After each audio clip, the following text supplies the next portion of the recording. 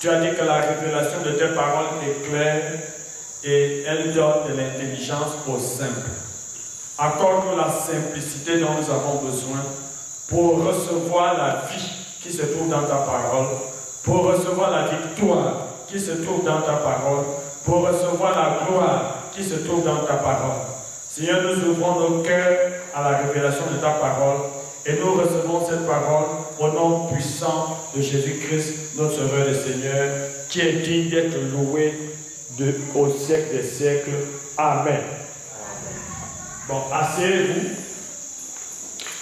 Nous allons, pendant quelque temps, suivez-moi attentivement, avoir un enseignement qui va nous permettre de vivre la victoire en Jésus-Christ. Vous savez, aujourd'hui, beaucoup de gens vont à l'église, mais très peu de gens vivent la victoire. Est-ce que vous me suivez là? Aller à l'église et vivre la victoire, c'est deux choses différentes.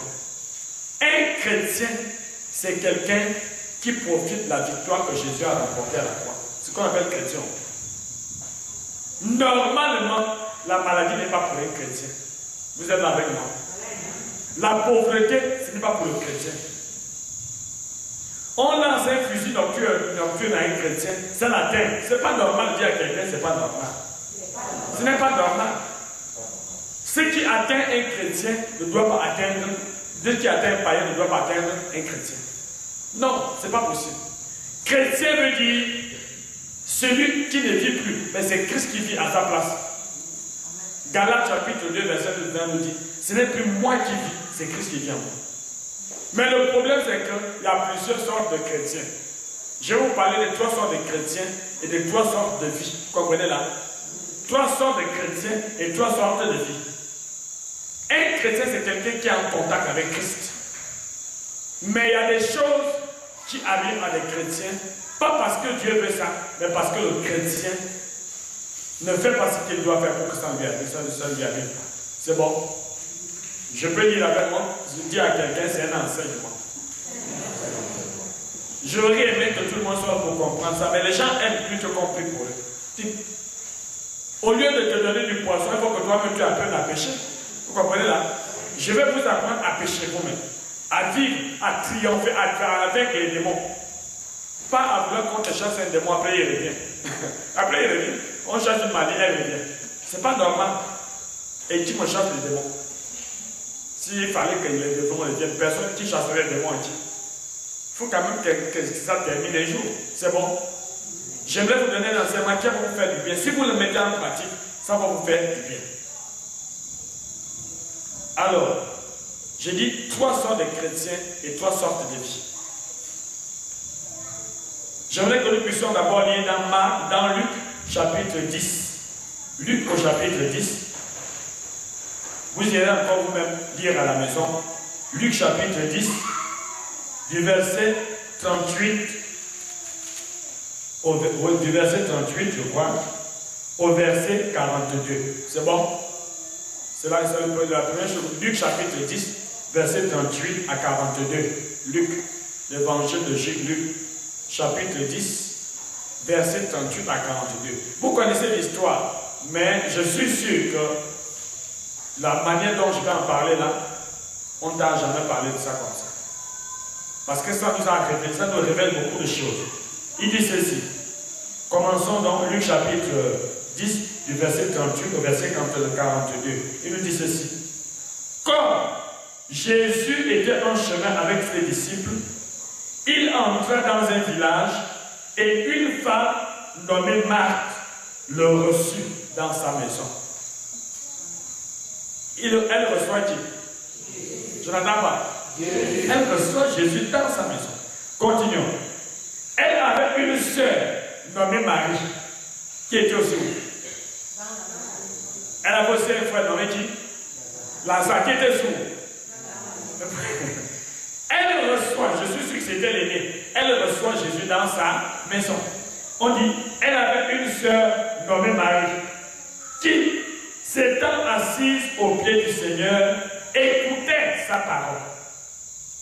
Marthe, occupée à divers soins domestiques, survint et dit, Seigneur, ça ne te fait rien que ma soeur me laisse seule pour servir. Dis-lui donc de m'aider. Le Seigneur lui répondit, Marthe, Marthe, tu t'inquiètes et tu t'agites pour beaucoup de choses. Une seule chose est nécessaire. Marie a choisi la bonne part qui lui sera point ôtée. Il y a une seule chose qui est nécessaire pour un chrétien pour que tu vives dans la victoire. Une seule chose. Ok? C'est Jésus qui dit une seule est nécessaire. Mais nous, on peut faire tout plein de choses pour que Dieu soit content de nous. Alors qu'une seule chose est nécessaire pour vivre la victoire. C'est ce dont je vais parler ce soir. Ok? Une seule chose. Là, on nous parle de Marthe qui reçoit Jésus dans sa maison. On nous parle de sa sœur, Marie, mais on ne nous parle pas de son frère. C'est bon? Dis à quelqu'un, où était Lazare? Je suis sûr que quand Jésus est entré à la maison, Lazare était là, ok? Mais dès qu'il dit bonjour Jésus, ça va? Bon, écoutez, moi je vais quelque part. On n'entend plus parler de qui? De Lazare. Je peux continuer? Mais on va maintenant entendre encore parler de Lazare. Après la venue de Jésus. On peut lire dans Jean chapitre 11. C'est bon? On peut lire Jean chapitre. Je vais lire ces trois passages en même temps. Après, je vais vous parler. Je vais vous enseigner la part de Dieu. Jean, j'ai dit chapitre 11, n'est-ce pas? Lazare était où? Dit à quelqu'un où était Lazare? Jésus est dans la maison. Lazare, tu es où? Où est Lazare? À Lazare, au lever.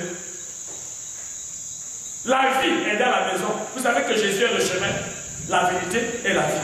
Lazare, la vie est dans la maison. Toi, tu vas où? Loin de la vie. Loin de... Il laisse la vie à la maison. Lazare était où? Marthe, elle était occupée. La vie est assise là-bas. La vie est là-bas. Marthe est occupée par la vie. Elle va au salon, elle va dans la chambre. Et la vie est ailleurs. Vous comprenez? Elle va partout. Il y a une seule personne qui était au pied de la vie. L'appelait comment? Marie. Elle écoutait la parole. Beaucoup étaient à l'église, étaient en claque, non? Vous avez compris? Où sont ces Lazare? Les Lazare, dis à quelqu'un, où sont les Lazare? Tous ces Lazare qui étaient au claque là, on voulait qu'on montre la tête. Ils sont où les Lazare? On cherche Lazare. C'est bon? Là parmi vous, il y a des maris, il y a des Marthe. Vous allez découvrir ça tout à l'heure. Mais une seule chose est comment? Nécessaire. Une seule. Jésus n'a pas dit plusieurs choses. Je peux continuer. Découvrez maintenant par la suite ce qui se passe. J'ai dit Jean chapitre 11. Quand tu es loin de la vie, ne t'attends pas que les bonnes choses t'arrivent. Si tu es loin de la vie, c'est Jésus, la vie, qui est venu remplir la maison de Marthe. Mais Lazare va loin de la vie. Écoutez maintenant ce qui arrive à Lazare. Vous êtes dans Jean 11. Hein? On dit, il y avait un homme malade. Un homme comment? Malade. On parle maintenant d'un homme qui est malade. Il y avait un homme malade. Lazare de Béthanie. Lazare est devenu comment? Malade. Oh, il laisse la vie. Et il va ailleurs. La maladie vient pour faire quoi? Pour enlever la vie. Est-ce que vous savez que la maladie vient pour enlever la vie? Lazare a laissé la vie dans la maison. Il est parti loin de la vie. Il a trouvé quoi? La maladie. Je peux continuer? Est-ce que je peux continuer? On lui dit, il y avait un homme malade, Lazare de Béthanie, village de Marie et de Marthe, sa sœur, donc c'était le frère de Marthe et de Marie. C'était cette Marie qui poignit de parfum le Seigneur et qui lui essuyait les pieds avec ses cheveux. Et c'était son frère Lazare qui était malade. Les sœurs envoyaient dire à Jésus, Seigneur, voici, celui que tu aimes est malade. Et pourtant, Jésus aimait Lazare. Mais Jésus n'a pas pu empêcher que la maladie atteigne qui? Parce que Lazare lui-même a fait un mauvais choix. A fait quoi? Un mauvais choix. Dis à quelqu'un, ce qui va t'arriver dépend des choix que tu fais dans ta vie. Les choix que tu fais vont entraîner forcément les choses dans ta vie. Marthe a choisi de faire quoi? Le boulot. Hein? Elle est dans la chambre pour Jésus. Elle est là pour Jésus. Elle est là pour Jésus. Pour Jésus. Pour Jésus. Et Marie a choisi d'être au pied de Jésus, écoutant quoi? La parole. Lazare a choisi d'aller prouver. D'aller trouver les copains à Lazare. On dit quoi? Il est parti. Et quelques temps après, on dit, il a trouvé quoi? Il laisse la vie à la maison, la vie est entrée dans le... Il va chercher la maladie. Je peux continuer. Alors, vous connaissez la suite, non? Jésus envoie dire, cette maladie n'est pas pour la mort, elle est pour la gloire de Dieu. Mais Lazare est quand même mort. Je n'entends pas. Non, non, il est quand même mort. Et là, Jésus revient. Suivez. On va encore trouver, là on ne parle pas, on nous parle souvent des conséquences de ce que Lazare a fait. On va voir maintenant, quand Jésus revient, voyons l'attitude de Marthe et de qui? Et de Marie. Voilà pourquoi nous allons lire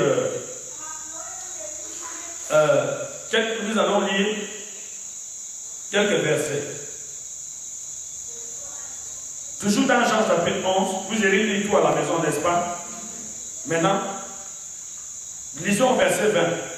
Lorsque Marthe apprit que Jésus arrivait, elle alla au-devant de lui, tandis que Marie se tenait assise à la maison.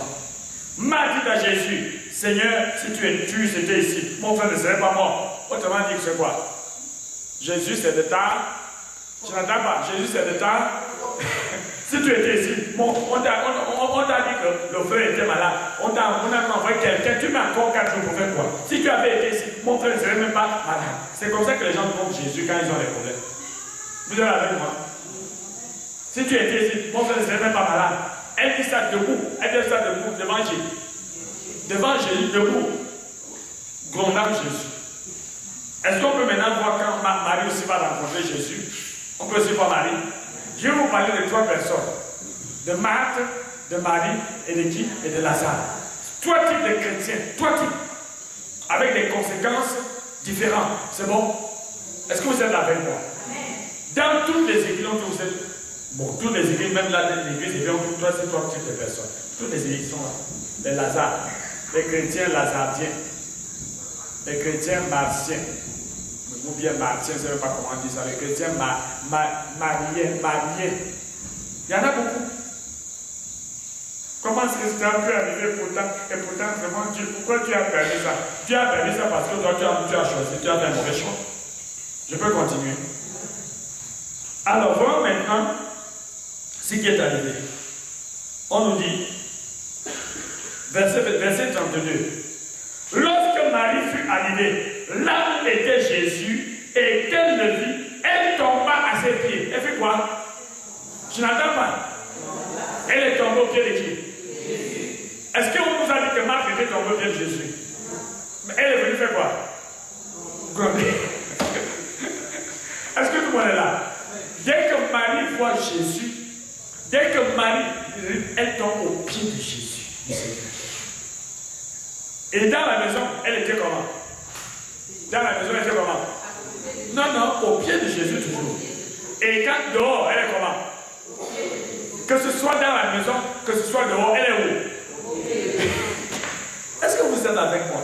Amen. Que ce soit dans la maison ou dehors, Marthe est où? Debout. En train de faire des choses debout. Lazare, lui, on ne le voit pas. Même là, quand Jésus a eu Lazare, on ne le voit pas, il est où? Au tombeau. Est-ce que tout le monde est là? J'aimerais que nous puissions comprendre ce que je suis en train de dire. Comprenez-le. On ne voit pas Lazare à côté de Jésus. C'est bon là? Amen. On voit Marthe debout, là où Jésus est faisant les choses sans s'occuper de Jésus. Mais Marie est au pied de Jésus. Marie est où? Au pied de Jésus. Je peux continuer? Amen. Je peux continuer? Amen. 3 types de chrétiens. Ça, c'est pour vous aider. Parce que les gens ont trop compris pour eux. Quand, depuis qu'on a fait ça, va. Quand un mois passe, bim, ça revient. Et pourtant, on a prié pour moi. Et pourtant, toi, tu as fait quoi après? Tu as quelqu'un, pourtant, toi, tu as fait quoi après? Oui, pourtant, on a prié pour moi. Et toi, tu as fait quoi après? Après la prière, tu as fait quoi? Tu étais où? Avec qui? Est-ce que tout le monde est là? C'est ça le grand problème. J'arrive. je ne parle pas encore, mais vous allez comprendre. Lorsque Marie fut arrivée là où était Jésus, et qu'elle le vit, elle tomba à ses pieds et lui dit, Seigneur, là elle ne compte pas, si tu eusses, elle dit la même chose, hein. Si tu eusses été ici, mon frère ne serait pas mort. Quelqu'un qui parle à Jésus debout, si tu avais été ici, mon frère ne serait pas mort. Hein? Et quelqu'un qui se met à genoux, Seigneur, est-ce que c'est la même chose? L'un gronde, l'autre pleure, l'autre supplie, n'est-ce pas? Oh Seigneur, je sais que tu es tellement puissant que si tu avais été ici, Lazare ne serait même pas mort. L'autre dit, mec, 4 jours déjà, tu faisais quoi? C'est comme ça quand on prie pour vous, que la chose, la bénédiction start à venir, tout le monde, depuis qu'on est même là, on a dit, moi j'aime pas dans ce juste là, c'est tout dans je n'ai même rien. Tu n'as même rien. Tu fais quoi d'abord? Tu es debout là devant le Seigneur en train de gronder le Seigneur. Est-ce que tout le monde est là? Je peux continuer. Suivant. Ce n'est pas mort. Jésus, écoutez bien, Jésus, la voyant pleurer, elle faisait quoi? Elle faisait quoi? Est-ce qu'on nous a dit que Marthe pleurait? Marthe grondait. Lazare était porté disparu comme au début, n'est-ce pas? Et qui, Marie faisait quoi? Était au pied et faisait quoi? Pleurer. Jésus, la voyant pleurer, elle et les Juifs qui étaient venus avec elle, frémit en son esprit et fut tout ému. Il était comment? Ému. Jésus a été touché par les pleurs de qui? Mais pas par les paroles de Marie. Et pourtant, elles ont dit la même chose. C'est bon? Elles ont dit la même chose. Si tu avais été là, mon frère ne serait pas mort. Mais l'une grondait, hein? L'autre pleurait. C'est bon? Vous n'avez pas compris. Est-ce qu'on peut encore lire Jean 12? Hein? Après, je vais vous parler de ces 3 types de chrétiens, n'est-ce pas? Mais je voulais d'abord que l'histoire entre bien en vous. Ces 3 types de chrétiens. Jean chapitre 12, c'est bon? Là, Jésus, vous connaissez la suite, non? Jésus a tellement été touché par Marie, l'attitude de Marie, que Jésus a dit, où l'avez-vous mis? Là-bas, viens voir. Non. Marie, allez lui dit, enlève la pierre. Voilà, là, Jésus dit quoi? Enlève la pierre. Vous savez que celui qui tourne encore là, mais Seigneur, ça fait 4 jours depuis qu'il sent déjà, comment tu peux encore dire de déplacer la pierre? Autrement dit, tout ce que Jésus dit, elle contredit. Elle fait quoi? Elle est là pour gronder tout le temps Jésus. Mal gronde Jésus. Mais ça fait 4 jours, comment on peut encore lever? Tu ne sens pas les odeurs là. Oh, tu es venu pour faire quoi? Pour te moquer de nous. Et elle n'a pas dit ça, mais elle a dû le penser. Jésus dit enlève la pierre. Pourquoi toi tu veux penser que parce qu'il sent que Jésus ne peut plus rien faire? Dis à quelqu'un, l'odeur de ta vie n'est pas plus forte que la puissance de Dieu. Non, vous n'avez pas compris. Dis à quelqu'un, l'odeur de tes difficultés n'est pas plus grande que la puissance de Dieu. Quand tu regardes tes difficultés, comme dit, là, c'est même Dieu là, je ne pense pas. C'est fini.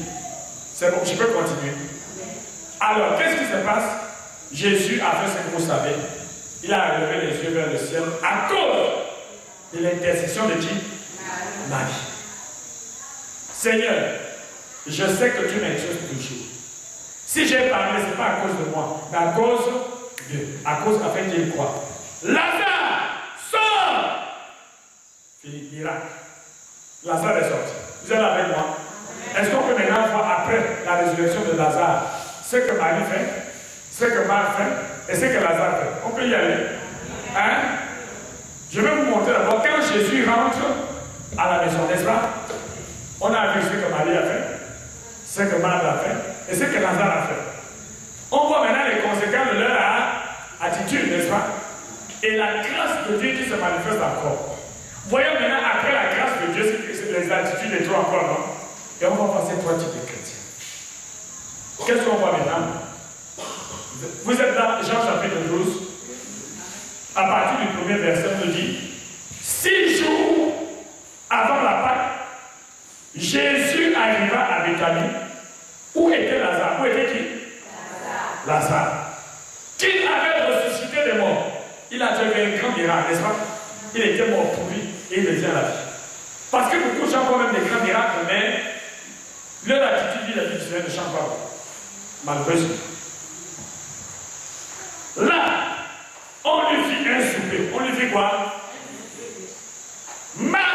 servait. Marthe faisait quoi? Elle aime le travail physique. Marthe servait. Et Lazare était de ceux qui se trouvaient à table avec lui. Lazare faisait quoi? Non, lui il mangeait au même niveau que Jésus. C'est bon? Est-ce que vous êtes là avec moi? Lazare, lui, il est assis à table là. Qui sert? Marthe sert, non? Ce qu'elle faisait avant le miracle, c'est ce qu'elle continue de faire, non? Tout pour Jésus. Lazare, lui, on ne le voit pas, il est là, grand, à table, regardez-moi. C'est moi qui étais mort pour lui. Regardez comme je suis. Il joue les grands, il joue les quoi? Les grands. Il mange avec Jésus, au même type, à table avec Jésus, face à face. Il dit, regardez-moi. C'est moi qui étais mort pour lui. Regardez comme je suis maintenant. Mais, est-ce qu'on peut voir maintenant ce que Marie fait? On peut voir ce que Marie fait? Continuons. Alors, verset 3. Marie, ayant pris une livre d'un parfum de nard pur, de grand prix, oignit les pieds de Jésus et elle lui essuya les pieds avec ses cheveux. Elle lui essuie les pieds avec quoi? Pour essuyer les pieds avec les cheveux, il faut faire quoi? Il faut se mettre comment? Est-ce que tout le monde voit là? Avec ses cheveux, elle a dû se mettre à genoux. On a vu. Et la maison fut remplie de l'odeur du parfum. Un de ses disciples, Judas Iscariote, fils de Simon, celui qui devait le livrer, dit: pourquoi n'a-t-on pas vendu ce parfum, toi sans rien, pour les donner aux pauvres? Il disait cela, non qu'il se mit en paix des pauvres, mais parce qu'il était voleur. Il était voleur. Et que, tenant la bourse, il prenait ce qu'on y mettait. Mais Jésus dit: laisse-la garder ce parfum pour le jour de ma sépulture. Vous avez toujours les pauvres avec vous, mais vous ne m'avez pas toujours. Une grande multitude de Juifs apprit que Jésus était avec eux, etc. Est-ce que tout le monde est là? Amen. 3 personnes. Marthe, la grande sœur, Marie, la petite sœur, et Daniel, et Lazare, le frère. Jésus entre dans leur maison. Suivez bien. Je vais vous montrer ce qui se passe quand Jésus vient à nous. Jésus ne peut pas s'approcher de quelqu'un sans que la vie de cette personne change. La Bible déclare que Dieu n'habite pas dans des maisons faites de main d'homme. Il dit: ne savez-vous pas que vous êtes la maison de Dieu? Que vous êtes quoi? La maison de qui?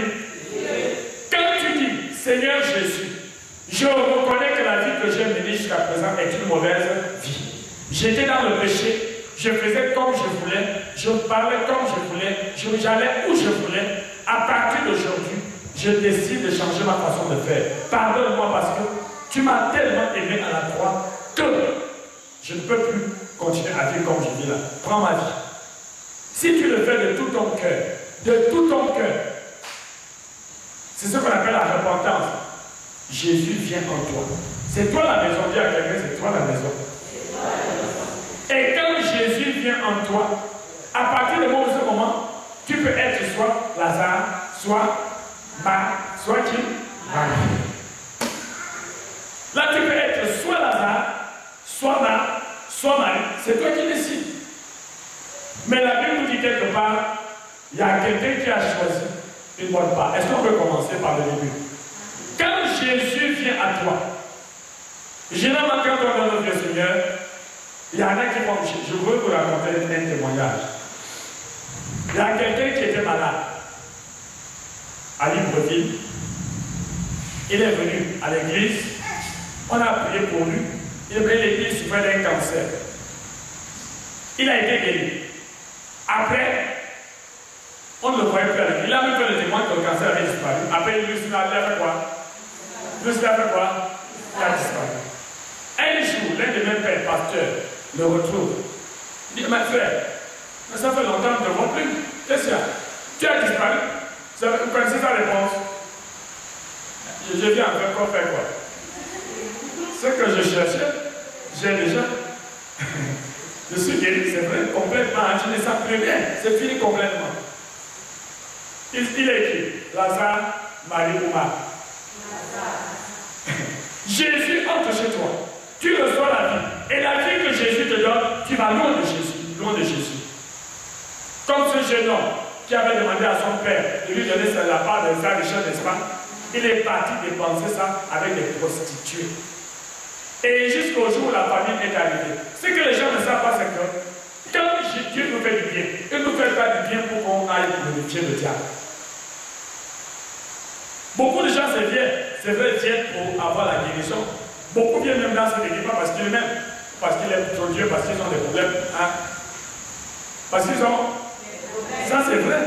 On cherche vraiment le pasteur Jean, pas parce qu'on est de la même religion, ou bien on l'aime bien, ou bien on veut donner. Parce qu'on a un problème. Maintenant, quand tu viens, on te prêche l'évangile, tu dis, ah, Jésus, tu crois, Jésus te visite, il te visite. Quand tu crois ça, tu disparais. Ce que les gens ne savent pas toujours, c'est que lorsque Jésus faisait du bien à quelqu'un, il lui dit, va, mais ne pêche plus, de peur qu'il t'arrive quelque chose de pire. Le péché est la racine de tous les problèmes de l'homme. Péché veut dire s'éloigner de Dieu. Jésus-Christ est Dieu qui s'est donné un corps humain. C'est bon? Pour venir payer à ta place. Jésus est quoi? Est dit Dieu. Dieu.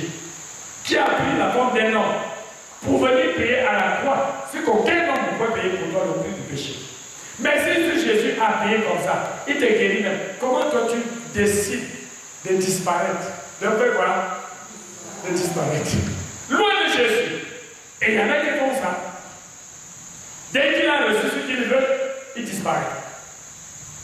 Ce qu'il ne sait pas, c'est que quand tu es le nom de Jésus, tu es près du diable. Dis à quelqu'un, quand tu es le nom de Jésus, tu es près du diable. Non, ça c'est, il n'y a pas de limite. Oh, en Christ, il n'y a pas de non-alignement. Non-alignement veut dire que je ne suis ni à gauche, ni à droite, je suis au milieu. Ici sur terre, soit tu es avec Dieu, soit tu es avec le diable. Il n'y a pas de milieu. Le Seigneur Jésus a dit, celui qui n'est pas avec moi est contre moi. Et comment? Lazare, qui a pourtant reçu Jésus, parce que Jésus est entré dans la maison, n'oubliez pas que nous sommes la maison de Dieu. Voilà pourquoi, lorsque la Bible nous dit dans Romains chapitre 8, elle nous dit, celui qui n'a pas l'esprit de Christ ne lui appartient pas. Quand tu dis Seigneur Jésus, je te donne ma vie de tout ton cœur, tu te repens, le Saint-Esprit vient habiter en toi. Il vient habiter en toi, pas pour que tu l'amènes où? En boîte, non? Hein? Il vient pour que tu l'amènes en boîte? Pendant que tu es dans la série, tu reçois, nous allons danser. Sans pantalon, et le Saint-Esprit là, il est content, n'est-ce pas?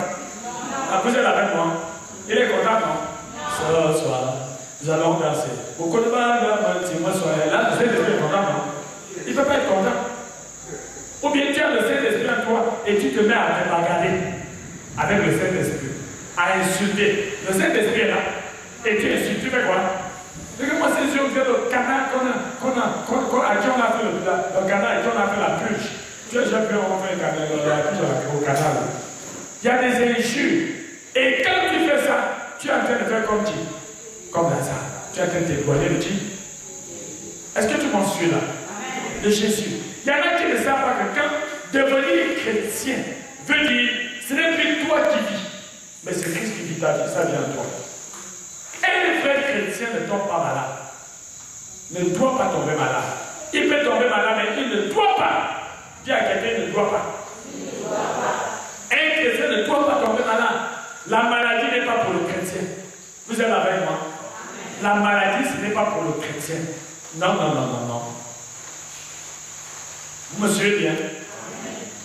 Ces choses nous arrivent parce qu'on est des chrétiens comme Lazare. Hein?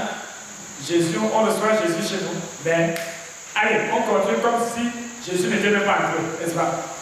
On drague encore. Jésus, le Saint-Esprit de Dieu est en toi. Christ est en toi, par son esprit. Quelqu'un qui n'est pas ton mari, tu lui donnes ton corps. Oh, regardez-moi dans les yeux maintenant. C'est là ça va devenir très sérieux maintenant. Il y a quelqu'un, ça comment être sérieux.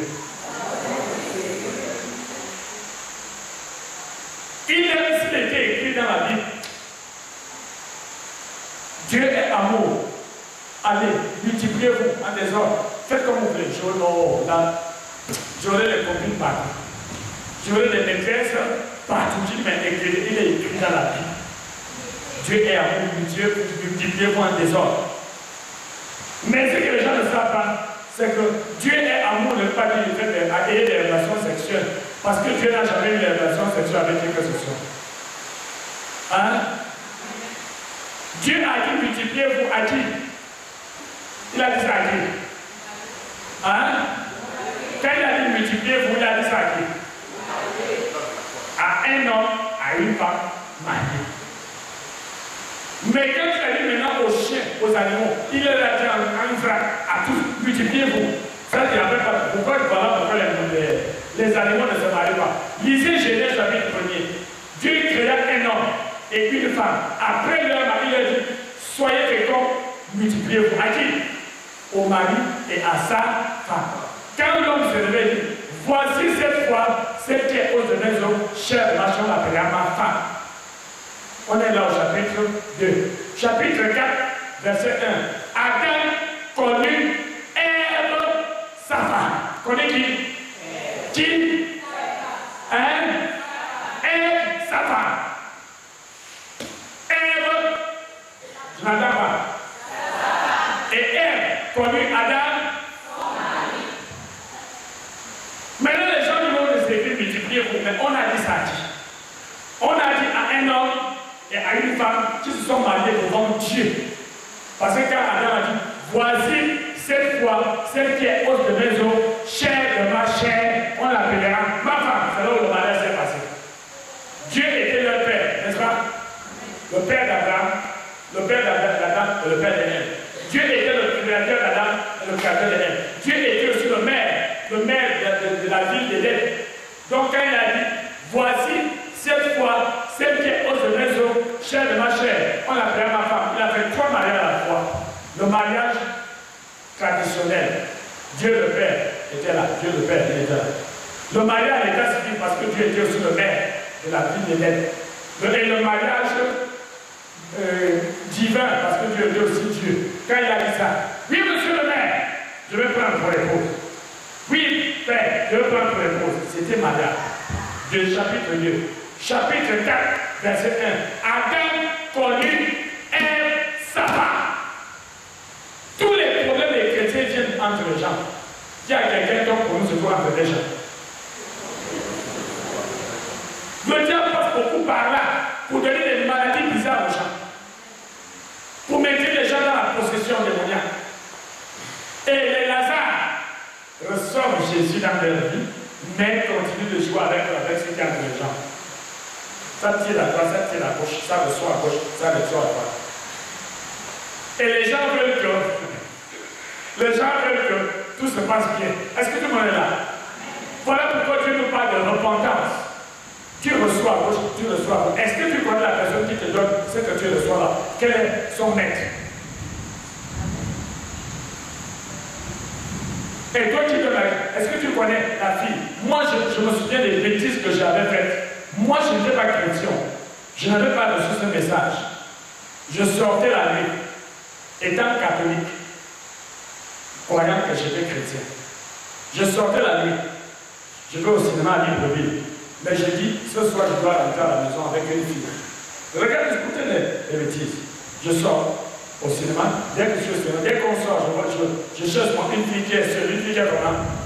J'ai dit, si elle est seule à 23 heures, c'est qu'elle est venue chercher quelque chose. Bonjour, bonsoir, ça va? On va quand même à la maison. Elle sort d'où? Moi, je sors d'où? On ne se connaît même pas et on va dormir. Ça, c'est Lazare lui-même. Vous pouvez imaginer tout ce que Lazare faisait dehors. Jésus est dans la maison, la fille est dans la maison, Lazare a disparu. Il était où? Il grouvait. Il bringuait. Est-ce que vous êtes là? La conséquence est quoi? Ce que Jésus avait enlevé quand il est venu à la maison, la maladie l'a atteint, n'est-ce pas? Et Lazare est mort. Heureusement que Dieu est miséricordieux. Il a ressuscité Dieu. C'est bon? Mais malgré la résurrection de Lazare, regardez encore Lazare. Regardez Lazare. Il est assis. On n'a même pas entendu qu'il s'est prosterné devant il est à table tranquillement là. Il bouffe. Dès qu'il devait finir de faire, il devait faire quoi? Il devait disparaître. Il y a un petit contact avec Jésus. On a une petite guérison, petite paix dans le cœur, petite paix dans le corps, on disparaît. Et quand ça devient grave, on appelle qui encore? Quand il vient là, ça devient grave, on a encore appelé qui? Jésus. Je peux continuer. Voyons maintenant le chrétien qu'on appelle le chrétien qui ressemble à Marc. C'est les gens, quand ils reçoivent Dieu dans leur vie, ils sont tout le temps à l'église. Ils sont où? Ils aiment bien les chants. Ils aiment quoi? Ils aiment quoi? Les chants. On chante bien ici. Ah, c'est bon. Les cassés, descendez, jouez. Ça me rappelle quand j'allais en boîte. Oh, moi là, quand je danse bien là, je fais mon plein pour la semaine. Je fais mon plein pourquoi? Au moins, je peux danser mercredi, je peux danser vendredi, je peux danser dimanche à l'église. Comme ça, samedi, je n'ai pas besoin d'aller. Il vient pour danser. Hein? Ok. Pour dire Amen. Ajoute. Ça monte. On appelle dire à quelqu'un, c'est ça l'agitation. Ajoute. Puissance. Dis tout. Amen. Même. Tout ça, tous ces bruits-là. Mais la personne ne reçoit pas de parole. Ne reçoit pas quoi? Parfois même quand on voit que les autres chantent, on va dire oh, attends-moi si je vais chanter. Quand on chante quelque part, on sert Dieu, n'est-ce pas? Marc faisait quoi? Marc faisait quoi? Elle servait, non? Elle servait. Elle était en train de faire. Je sais pas, Jésus à la maison. Mais, peut-être Jésus veut manger. Je vais lui faire le repas. Je vais lui faire le bouillon que j'aime bien là. Le bouillon que tu aimes. Non, le bouillon que elle aime. Ce n'est pas le bouillon que Jésus aime. C'est le bouillon que qui elle-même. Je vais lui faire. Tout le monde me dit que je vais faire le bouillon. Je sais faire le bouillon. Je vais faire Jésus le bouillon qu'on fait dans le vin. Je peux encore faire. Non, je vais lui piler la banane. Elle va manger le bouillon là, le bouillon. Je vais aussi lui faire des légumes. Et si après avoir fait tout ça, Jésus lui dit, je fais quoi? Je fais quoi? Je suis dans le jeûne, je ne peux pas manger. Mais Jésus, pourquoi tu m'as laissé? Jésus devait lui dire, est-ce que tu m'as d'abord demandé? J'arrive, tu fais tout ce qui te passe par la tête, tu chantes. En faisant le bouillon. Il fallait d'abord me dire, Jésus, est-ce que tu manges? Et si tu manges, tu veux manger quoi? Tu m'imposes déjà d'abord là. Il y a des gens qui sont comme des mains, qui sont à l'église. Qui aiment bien ce qu'on fait à l'église? Quoi? Ok? Qui aime bien ce qu'on fait à l'église? On chante, on danse. Acclamons le Seigneur. Tu acclames, ça veut dire quoi? Lève-nous les mains.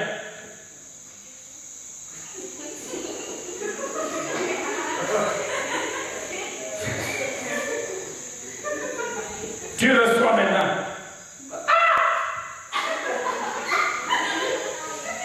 Voyez les mains. Jésus est en train de faire des choses dans la salle, mais les mains qui sont en train de regarder le cinéma. Vous êtes avec moi?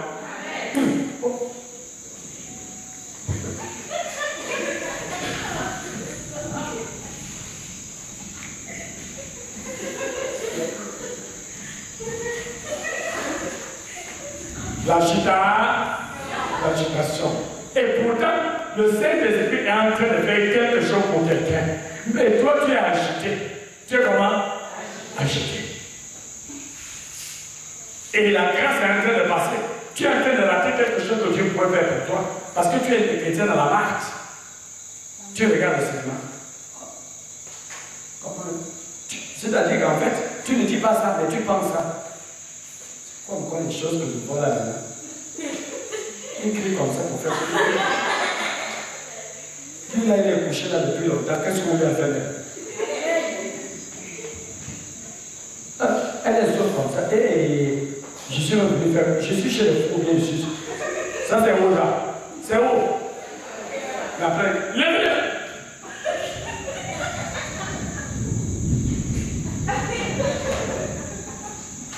Tu vas partir de là sans rien.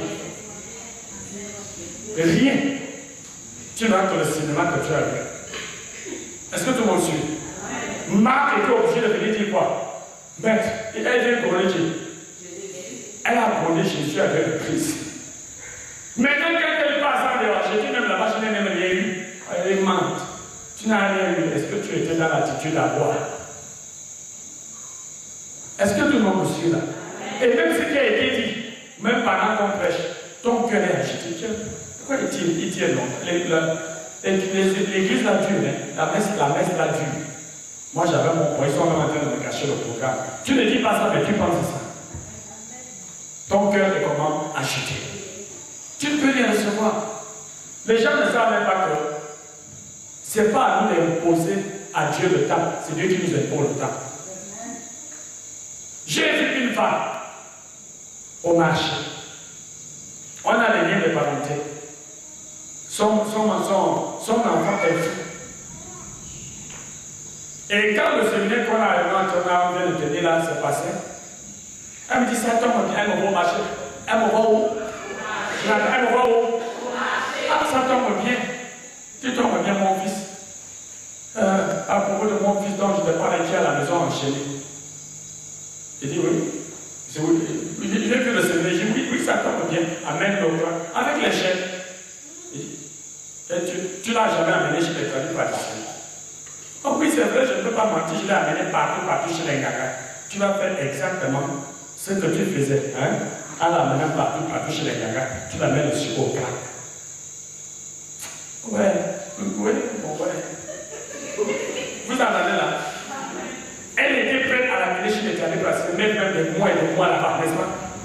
Mais pour partir du quartier, même pas 2 kilomètres. Sans rien payer, ça l'a dépassé. Vous avez avec moi? Elle n'a pas amené son. Elle voulait que moi, je me déplace, que j'aille faire la prière chez elle, au quoi le gaga est plus important que moi. Moi qui lui demande rien. Elle payait, elle allait loin. Voilà comment les gens font. Les chrétiens, comment? À la marque. À comment? On est prêt à aller partout, sauf là où il y a la vie. Marc faisait des choses partout dans la maison, n'est-ce pas? Mais elle n'était pas avec Jésus, rien. Au point de venir gronder Jésus. Même si j'allais chez elle, son enfant pouvait être guéri. Hein? Parce qu'elle ne croyait pas. Si elle croyait que pendant ce séminaire, son fils devait être guéri, elle devait amener son enfant enchaîné. En disant, je suis sûr d'une chose, c'est que quand je vais rentrer à la maison, mon enfant ne sera plus enchaîné. Mais elle n'a jamais cru. Je pouvais même aller chez elle, rien ne devait se passer. Est-ce que tout le monde voit? Les chrétiens à la marque savent que Dieu peut faire. Ils veulent même que Dieu fasse, mais ils ne font pas ce qu'ils doivent faire pour que Dieu fasse. Je ne suis pas, et je n'irai même jamais chez elle, à moins que Dieu me l'ordonne. Dieu. Parce que c'est par la foi. La foi, sans les œuvres, est une foi morte. Est-ce que les œuvres veulent dire que je dois parler partout, croyer, pour que Jésus m'envoie? Les gens croient que tant qu'ils ne prêchent pas devant, ils ne servent pas Dieu. Tant qu'ils ne chantent pas, ils ne servent pas Dieu. Tant qu'ils ne font pas ça dans l'église, ils ne sont pas debout avec un mot. Ils ne servent pas Dieu. Non. Maintenant, on va passer maintenant à la chrétienne, hein? Marie. Les Marques sont tout le temps même à l'église, ils sont tout le temps là où Jésus est. Quand ils entendent dire à Jésus là-bas, elle part, les gens là-bas, elle part, mais elles ne font pas ce qu'elles doivent faire. Profiter pleinement de la vie de Jésus. Vous êtes avec moi? Lazare, lui, c'est pas un papier qu'il a eu ce qu'il a, il disparaît. Hein? Ça, c'est les chrétiens là. Les Marques, viennent quand même souvent. Hein? Viennent quand même souvent. Dans l'espoir même que je vais recevoir un jour. Mais quand ça tarde à venir, quand ça ne vient pas vite, ce qu'il ne devient pas vite, et commence à se trouver, à se fatiguer. On nous dit quoi? Marie quoi? Marie quoi? Non, Marthe. On nous dit quoi? Marthe. Qu'est-ce qu'on a dit sur Marthe? Marthe s'agitait. Et parce qu'elle s'agitait, je vais le lire un verset. Vous allez voir ce qu'on dit de Marthe. Elle s'agitait tellement Elle a été fatiguée de s'agiter. Dis à quelqu'un, l'agitation fatigue. Mais l'adoration fortifie. Vous allez comprendre. On nous dit, Marthe occupait à divers soins domestiques, suivant et dit, Seigneur, ça ne te fait rien que ma soeur me laisse seule pour servir. Qui lui donne de l'aider? Donc elle était déjà fatiguée. Elle s'est fatiguée, non? Elle s'est fatiguée de servir qui? Hein? Elle s'est fatiguée de servir qui? Jésus. Vous êtes là? Voilà pourquoi je ne dis pas souvent où se trouve mon église à la radio. Je ne dis pas ça à la radio que mon église se trouve à tel endroit, à tel endroit. Celui qui a faim et soif va chercher. Va faire quoi? Il va chercher. Quand quelqu'un cherche, il va trouver. La Bible dit chercher et vous trouverez. C'est bon? Mais quelqu'un qui veut que c'est moi qui le cherche, il y a un problème. Je ne suis pas Dieu. Il ne croit même pas. Les marques sont régulières. Les chrétiens à la marque sont très réguliers. Aux réunions, ils écoutent, mais ils veulent quelque chose. Mais comme ils veulent seulement quelque chose, ils ne font pas ce qu'ils doivent faire. Quand ça tarde à arriver, ils vont quoi? Ils sont fatigués. Commence à gronder Jésus. Et puis même que je viens ici, je ne vois même rien changer dans ma vie. Ah, je vais aller ailleurs. Il va ailleurs. Ça ne change pas. Je vais aller ailleurs. Après, après que ça va tellement garder aussi. Elle va rester à la maison. Elle va rester où? Fatiguée. Est-ce que je peux continuer? Suivez. Maintenant, Marie. Jésus dit à Marie, qu'est-ce qu'il dit à Marie? Le Seigneur lui répondit, Marthe, Marthe, tu t'inquiètes et tu t'agis pour beaucoup de choses. Une seule chose est nécessaire. Une seule chose est comment? Je n'entends pas. Qui parle là? Est-ce que Jésus peut mentir?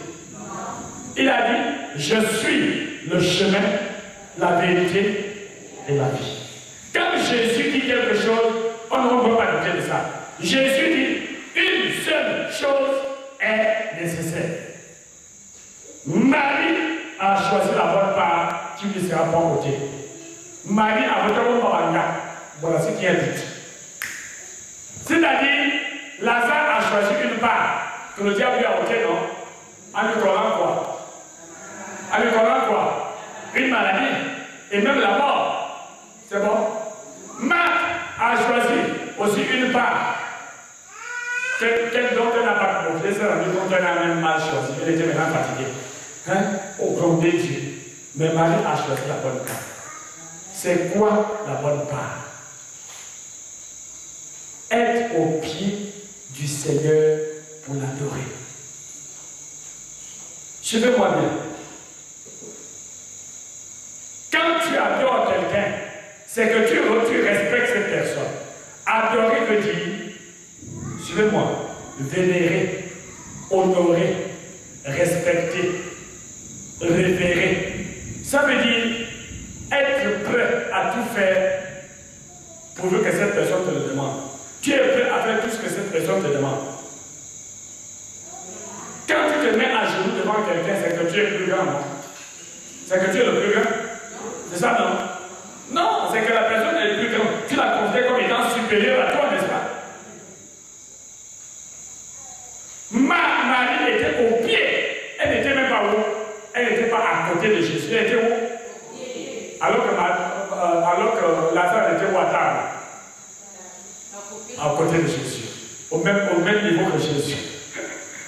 Marie était dans la maison, mais pas à côté de Jésus. Pas au pied de Jésus. Elle occupait à ces choses. À servir. Marthe, est-ce que vous êtes avec moi? Suivez-moi bien. Quand tu veux avoir le meilleur de Dieu et conserver ce que Dieu t'a donné, apprends à adorer Dieu en esprit et en vérité. La Bible dit, le temps vient, et ce temps est déjà venu, où les vrais adorateurs adoreront le Père en esprit et en vérité. Qu'est-ce qu'on appelle adorer en esprit et en vérité? C'est-à-dire, tu prends l'engagement de faire ce que Dieu va te demander, même si ça fait mal. La vraie adoration, c'est quoi? Seigneur, je suis prêt à faire tout ce que tu vas me demander de faire. Jésus nous a montré l'exemple. Quand le Seigneur Jésus est venu dans le monde, pour lire ça dans Hébreux chapitre, je ne sais pas combien, 9, Jésus en venant dans le monde a dit, Père, tu m'as donné un corps afin de faire, oh Dieu, ta volonté. Et quand Jésus avait fini de faire ce qu'il devait faire sur la terre, il est parti à Gethsemane. Il a pris ses vies à genoux, il s'est mis à devant Dieu. Devant Dieu. Oh Dieu, s'il est possible que cette coupe s'éloigne de moi, mais non pas ce que je veux, mais ce que toi tu veux. C'est ce qui amène les gens. Quand tu te mets au pied de quelqu'un, c'est que tu es prêt à faire ce que cette personne veut que tu fasses. Est-ce que vous êtes avec moi? Le problème c'est quoi? Les gens veulent les choses de Dieu, mais ils ne sont pas prêts à faire ce que Dieu veut. Vous êtes avec moi? Quand tu donnes ta vie au Seigneur Jésus, suivez-moi. Donner sa vie à Jésus, ce n'est pas venir seulement à l'église. Quand tu donnes ta vie à Jésus, comme mon téléphone, je l'ai, c'est à moi. J'en fais ce que je veux. Un chrétien à la Marie, c'est une personne qui a dit, Seigneur Jésus, je prends l'engagement d'une bonne conscience envers toi. C'est-à-dire, je ne veux rien faire à partir d'aujourd'hui qui puisse attrister ton cœur. Je suis prêt à ne rien faire. Je me connais. Moi, c'était l'ambiance et les femmes. Mais comme tu n'aimes pas ça, Seigneur, je suis prêt à changer. Vous êtes avec moi? Chaque fois que tu écoutes la parole de Dieu, la parole de Dieu vient te pousser à changer. Tu fais la parole de Dieu ton miroir. Tu fais la parole de Dieu ton miroir. C'est-à-dire quand la parole de Dieu sort, tu ne l'écoutes pas pour avoir beaucoup de connaissances la parole de Dieu. Tu l'écoutes pour changer. Pour faire quoi? Pour savoir quelle est la volonté de celui que tu aimes. C'est ce qui fait en sorte que Dieu agisse dans ta vie comme il n'agit pas dans toutes les autres vies. Les gens écoutent maintenant la parole de Dieu pour avoir la connaissance de la parole de Dieu. C'est important de connaître la parole de Dieu, mais c'est encore beaucoup plus important de faire ce que la parole de Dieu dit. Vous êtes avec moi? Quelqu'un qui veut conserver un miracle, ou bien recevoir un miracle à la dimension qu'il veut, doit être prêt à faire ce que Dieu lui dit. C'est ce qu'on appelle adorer Dieu. Les pharisiens venaient pour se faire baptiser par Jean. Jean leur disait, race de vipères, qui vous a appris à fuir la colère à venir? Produisez donc des fruits dignes de la repentance. Les fruits de la repentance veut dire quoi? J'étais voleur. Parce que je suis au pied du Seigneur, prêt à faire la volonté de Dieu. Je ne vole plus. Est-ce que vous êtes là avec moi? Quand tu écoutes la parole de Dieu, si tu l'écoutes pour changer, alors le miracle que Dieu t'a donné, tu ne le perdras pas. Et s'il n'a pas fini, il terminera ce qu'il a commencé. Il arrive même parfois que Dieu t'a à manifester un miracle. Parce qu'il est convaincu que s'il te fait le miracle tout de suite, il te donne là. Tu vas disparaître comme Lazare était vrai. Alors il va progressivement, doucement, jusqu'à ce que tu apprennes à l'aimer. Ce que Dieu attend beaucoup plus, c'est qu'on l'aime. Même quand il fait des miracles, c'est pour qu'on l'aime. C'est pour qu'on comprenne que, oh, malgré l'état dans lequel je suis, moi, je fais ça, Dieu fait comme ça pour moi. Oh, si j'arrêtais de faire ça, qu'est-ce qu'il pourrait faire pour moi? Voilà pourquoi le Seigneur Jésus, quand il a vu que Dieu avait fait de grands miracles à Capernaum et à Chorazin, et que ces gens ne se sont pas repentis pour être au pied de Dieu pour l'adorer, il a dit, malheur à toi, Capernaum, malheur à toi, Chorazin, parce que si les miracles qui avaient été faits en toi avaient été faits à Sodome et Gomorrhe se seraient repentis. Mais toi, tu as fait ce miracle et tu ne t'es pas repenti. Voilà pourquoi ton châtiment, votre jugement sera plus sévère que celui de Sodome et Gomorrhe au jour du jugement. Est-ce que vous êtes là pour moi, avec moi? Je prends mon exemple, je prends par exemple mon exemple. Si je n'avais pas été malade, au point de mourir, d'être près de la mort, je ne serais jamais devenu serviteur de Dieu. Je n'aurais même jamais cru en Dieu parce que Dieu m'a accordé la grâce de naître dans une famille où j'étais presque le fils unique de mon père et de ma mère. Mon père et ma mère ont fait 13 enfants, 13. Je suis le 3e. Le dernier était un garçon. Quand il est né, j'avais 21 ans. Quand il est né, j'avais 21. Il est né en 82, l'année où j'ai eu le bac. Donc, et Dieu nous a accordé aussi la grâce aux enfants de ma mère d'aller de faire des études. Celui qui a un plus petit niveau a le niveau terminal. Hein? C'est le plus petit. Moi-même, j'ai eu une maîtrise en sciences éco. Celle qui a l'aîné est docteur en lettres. L'autre qui a un DE en sociologie. L'autre, c'est qui? C'est moi, maîtrise. L'autre a fait droit, je ne sais pas quel diplôme elle a en droit là. Elle est chef d'agent d'une banque. L'autre a eu bac plus combien elle était à l'ENA. Elle est maintenant à l'Assemblée nationale. L'autre, le dernier est cadre dans une banque. C'est comme ça que, donc, tout le monde dit, moi-même je me disais que je ne peux pas mal finir parce qu'avec toutes ces sœurs-là, je suis sûr que mon avenir est comment? Parce que toutes mes sœurs-là vont se battre pour moi. Je suis le seul garçon. Déjà les autres, c'est moi qui les prends. Hein? Tout ça, les beaux frères là, quand je dis tac, tout le monde vient. Je pensais à tout ça. Jusqu'au jour où je suis tombé gravement malade. En 1986. J'étais en 3e année de sciences éco à l'université. Pendant 2 ans, j'ai été à l'hôpital et chez les Gaga, les tradipraticiens. Jusqu'au jour où un Gaga m'a dit, tu ne seras plus jamais comme tout le monde. Parce que tu seras tout le temps malade. Surtout quand on aura la pleine lune, tu sentiras des choses dans ton corps quand on aura la pleine lune. Et c'est ce qui s'est passé. Jusqu'au jour où j'étais dépassé. J'étais même convaincu que je n'avais plus 3 ans à vivre. À cause de ce que je ressentais dans mon corps. Là, je suis maintenant, là j'avais maintenant 29 ans. Non, 27 ans. Oui, 27 ans. Vous êtes avec moi. C'est là où on m'a présenté Jésus. Et Jésus est entré dans ma vie. On m'a imposé les mains, comme je vous ai fait ça, en 1988. Je ne sais pas comment la maladie a disparu.